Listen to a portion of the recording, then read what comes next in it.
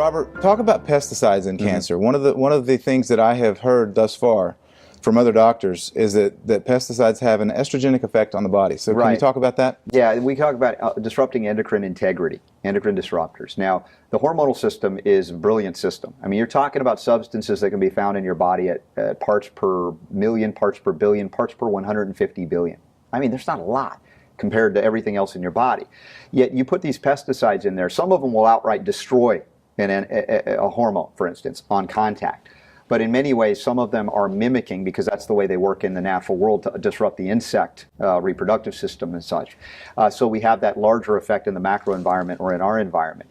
And when we alter the endocrine function, we disrupt normal metabolic processes that keep us young and functioning and vital. And so this also relates to enzymes, because these pesticides, as well as being endocrine disruptors, they destroy the enzymes that are the essential tools of life, that also are found in the body at very minute levels relative to the entire content of the body's, liquid, mineral, etc. content.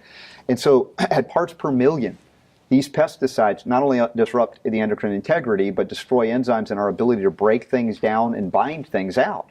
So it's a corruption, a vicious corruption, not only of the food supply, but our own functional integrity that gives rise to the very cancers that we're trying to prevent, which is again why I say you've got to clean up what goes into your body. You cannot subsist on pesticide-laden foods and overcome cancer ultimately. All the more reason to go organic if possible. Yes.